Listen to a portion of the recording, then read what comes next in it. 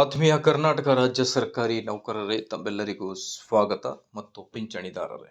ಹಿಂದಿನ ಈ ಒಂದು ವಿಡಿಯೋದಲ್ಲಿ ಸರ್ಕಾರಿ ನೌಕರರಿಗೆ ಪಿಂಚಣಿ ಸೌಲಭ್ಯ ಸರ್ಕಾರದಿಂದ ಮಹತ್ವದ ಆದೇಶ ಅನ್ನೋದ್ರ ಬಗ್ಗೆ ಒಂದು ಲೇಟೆಸ್ಟ್ ಅಪ್ಡೇಟ್ ಅನ್ನು ತಮ್ಮೊಂದಿಗೆ ಶೇರ್ ಮಾಡ್ತಾ ಇದ್ದೀನಿ. ವಿಡಿಯೋನ ಸ್ಟಾರ್ಟ್ ಮಾಡೋಣ. ಅದಕ್ಕಿಂತ ಮುಂಚೆ ನೀವು ಕೊಡುವ ಒಂದೇ ಒಂದು ಲೈಕ್ ನಮಗೆ ಸಪೋರ್ಟ್ ಆಗಿರುತ್ತೆ.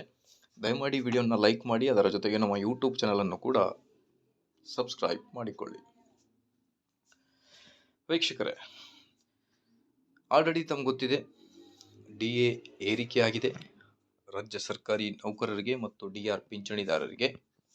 ಈಗ ಪಿಂಚಣಿದಾರರಿಗೆ 10% ಏನಿದೆ ಆ ಒಂದು ಸೌಲಭ್ಯ ಸರ್ಕಾರದಿಂದ ಅಧಿಕೃತ ಆದೇಶ ಯಾವಾಗ ಬರಬಹುದು ಅನ್ನೋದರ ಬಗ್ಗೆ ಕಾದು ಕೂತಿದ್ದಾರೆ.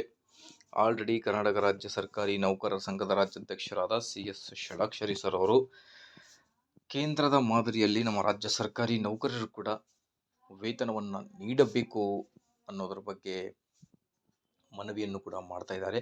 ಸೊ ಹಾಗಾಗಿ ನಮ್ಮ ರಾಜ್ಯ ಸರ್ಕಾರಿ ನೌಕರರಿಗೆ ಮತ್ತು ಪಿಂಚಣಿದಾರರಿಗೆ ಕೇಂದ್ರದ ಮಾದರಿಯಲ್ಲಿ ವೇತನ ಜಾರಿಯಾಗುವುದು ಯಾವಾಗ ಅನ್ನೋದೇ ಒಂದು ದೊಡ್ಡ ಪ್ರಶ್ನೆಯಾಗಿರುತ್ತೆ. ವೀಕ್ಷಕರೇ, ಆದಷ್ಟು ಬೇಗ ಜಾರಿಯಾಗಲಿ. ಮಾಹಿತಿ ಇಷ್ಟದಲ್ಲಿ ಲೈಕ್, ಶೇರ್ ಆ್ಯಂಡ್ ಸಬ್ಸ್ಕ್ರೈಬ್.